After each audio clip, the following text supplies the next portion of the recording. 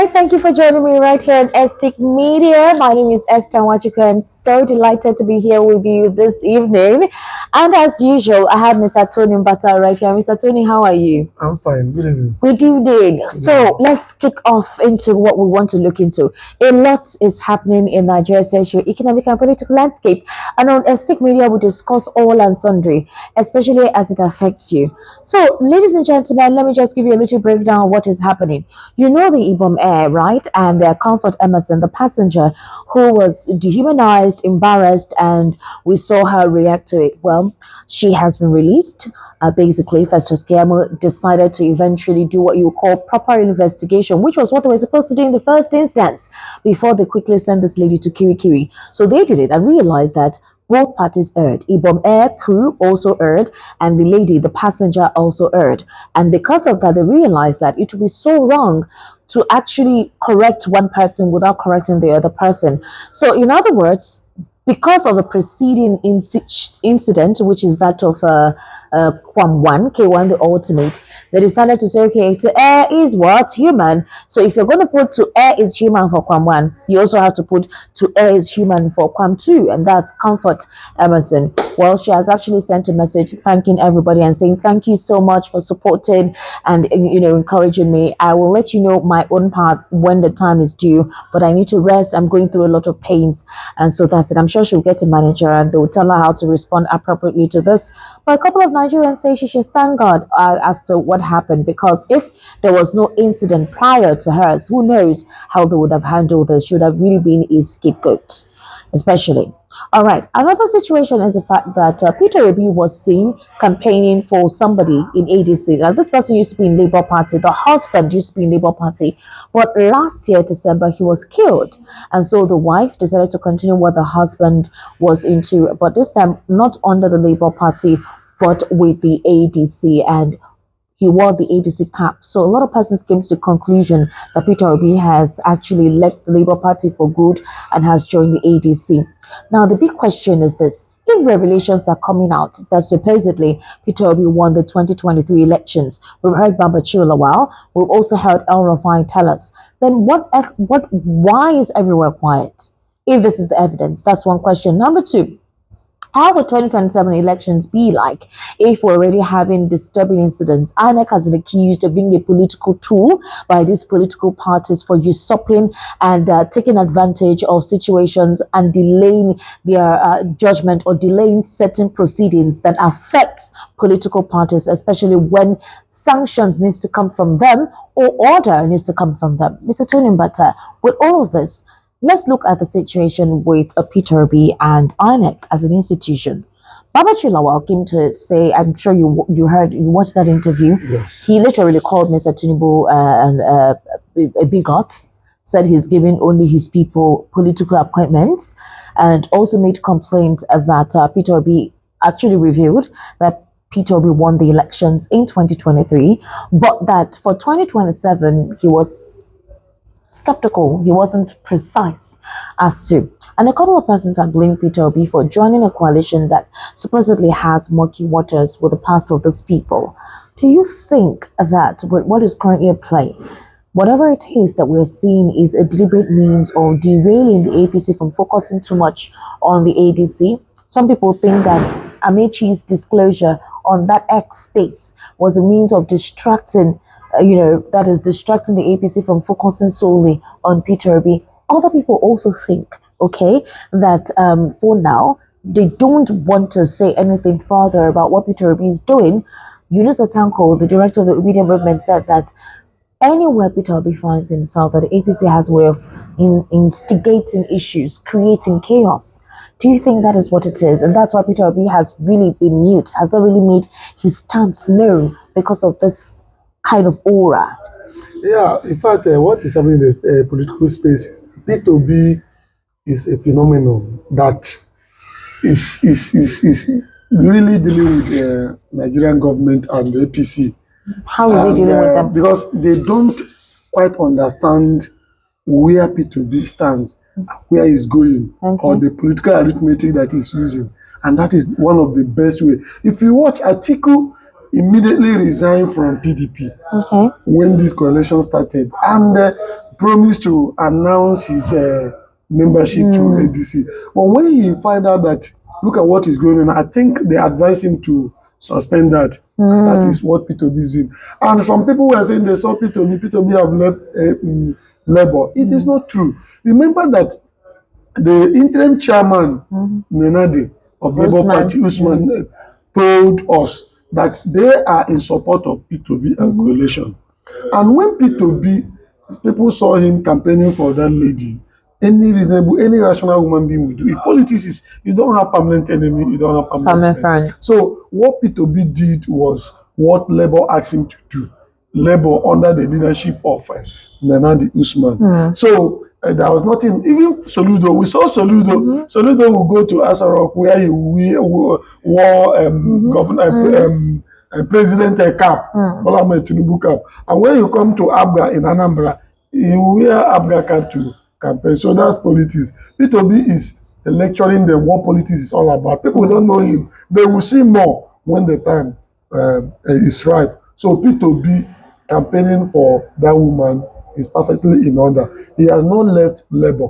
P2B is still a full-fledged member of Labour. And Labour will come out stronger with this ADC. Okay, wait, Mr. Tonimbata.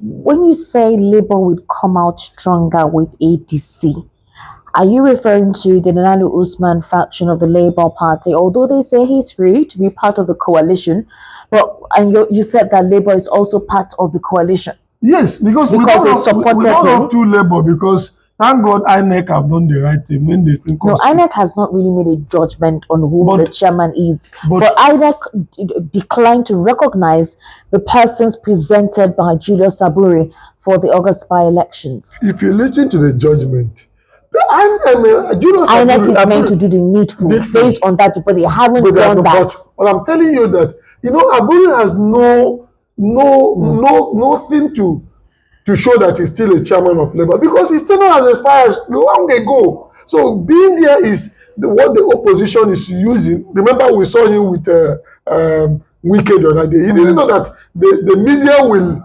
ambush him. He thought, yes, he thought. I think that picture was deliberate, because they were he didn't know. He didn't know. Julius Aburi did not know. Yes, he thought it was sneak in and sneak out. But no. How do you think he didn't know? He didn't know. He didn't know. You stayed and took a picture with somebody you didn't know. When he has no other option to take that picture.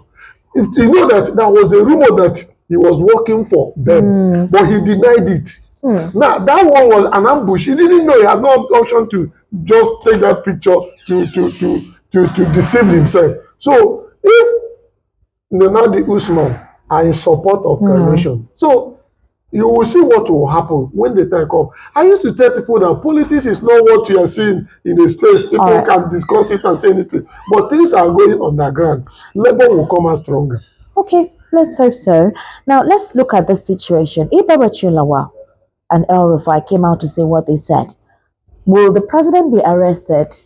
I know that the president has immunity. Is there any means of conducting a proper investigation to, unravel the mystery of what transpired in February 2023? If that cannot be possible, and nobody has said anything, Baba Shulawa made that statement on national television. That's indicting. Yes. That's revealing. Yes. These are persons that worked with the APC. Yes. These were persons that were under the government of late Muhammadu Buhari. So they obviously know what they're saying. Yes. Why is it that nothing has happened yet? Because the institution we have in this country is weak. And I think this is the right time for Nigerians to stand up and demand what is right, to ask the judiciary to revisit that case.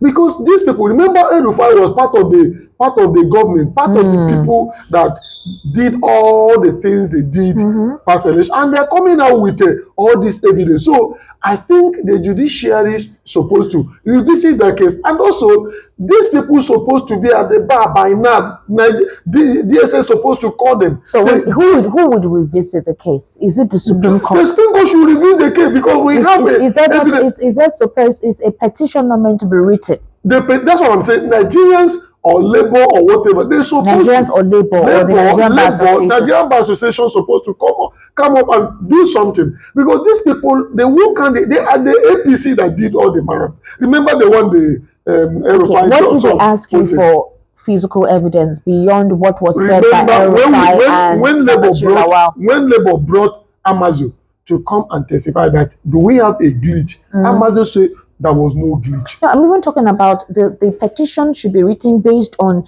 these persons who are now saying or confessing the actuality of what transpired in 2023. Not only, yes, so I am saying that them. These persons will be the primary witnesses. Not only them, we saw result online that El-Rufai son posted. Yes. They're supposed to tell us where they got that result. Who is supposed to tell us? El-Rufai. The person that posted it. Okay, no, what I'm even trying to say is that Babachir Lawal came to say something, similar to what El-Rufai son released. In other words, if, for example, maybe civil society organization, I don't know if a political party can be allowed to do so, or maybe the NBA, whatever body it is that needs to write a petition to the Supreme Court for that case to be revisited. Is it the Supreme Court they will write to, or any of the Federal High Court, or an election, tribunal? The Supreme Court is the highest court of the land. Yes. That gave the final verdict. Yes. It is the Supreme Court that the party is supposed to write to the Supreme Court for that case to be revisited. Based on the evidence, we thought and we believe that they erred in this decision. Okay. Look at the evidence we have. Look at it so that they can revisit it. And you think it's making a difference? Yes, it can. It can. If they have conscience, if we see that we say we still have judiciary in this country, let them revisit that case. Because Nigerians are crying that was not the true result. So with not all Nigerians. Majority of Nigerians are crying. Majority saw what happened, and they should by now tender all this in. They should revisit that case. You don't think that now that the president was announced by INEC as the winner, that every loophole, every vacuum created has been closed and sealed off? They cannot close it because most of these people that are giving this evidence, the people they work hand in hand. So what are they closing? Are they going to close the one Amazon told us that there was no glitch? So INEC should define what is glitch and how did they arrive that glitch? How come about the glitch? And the people that built that server say there was no glitch. So these things are some of the things that I believe that the labor or people concerned supposed to have written, say we want this case to be revisited. All right. That is it. Mr. Tony, before I let you go, you know that 2023 will definitely not be 2027. Yes. The Southwest, basically, most of the states that were won by Peter Obi, they wouldn't allow that happen again in 2027. You already know what is going on. I know the issue. You know what's going on in some Southwestern states. They're ensuring that persons who are the local government chairmen will actually hold their words down. They wouldn't want any other political party to be voted for. In other words, what I'm saying is that the mistake that, according to them, they made in 2023 will not repeat itself in 2027. So what is the means through which a Peter Obi could break even in states like this? Peter Obi will still win if we have INEC that is functional, not INEC of APC. Okay. That's the only thing. I have said it, even the coalition that Atiku, Pankpaso, whatever, Amechi come together, and we don't reform INEC, where the vote of the masses will count. In fact, what we are going to see is worse 2027. So INEC is our problem. Then judiciary will stamp it for them. So what opposition should do is that, and Nigerians, not only opposition, Nigerians should make sure that INEC will do the needful. Look at people that are in INEC today are people that Tinubu and Wike them are putting in position so that that particular time they will do what they want them to do. So Nigerians should come up and say, no, INEC, it's not by speaking grammar. Jaga did it. And after Mahmoud came back, stamped everything and told the whole world that we are going to transmit results, we are going to do this after everything. What happened? The grammar is glitch. So Nigerians should wake up and demand what is right from INEC. So based on your earlier submission, if the petition is written and the Supreme Court decides to repeat the case, then what happens? The president is now the president. Can anything happen between then and whenever? Will that disqualify him from being the president if at all those persons who made mention that the president, Peter Obi, won the 2023 elections, will that, change what the current play is right now Yeah, that he's the president? if And he'll they, be arrested from that. Will they strip him of his immunity? What precisely will that make? What gain will he get? Making Oda challenge that result that judiciary declared Opuzadema. Mm-hmm. He went to court again, and the Supreme Court look at it, say they are right, and that end the case. So Just that they are right. yes, they say what the judgment they give was right. So But they allowed hope to to continue. continue because they know that even them themselves, we know what is happening in Nigeria. But for me, it's for them to try it again. Let us see what judiciary will do. So it's not going to make any difference. It may make, if they have conscience, who knows? Who knows? It may make. If they have conscience. All right, Mr. Tony Bata, thank you very much. Thank you. Ladies and gentlemen, make sure you stay on to Estate Media, share, like, subscribe. Let's know what you think based on the conversations that we have had. Have yourself an amazing day. Bye for now.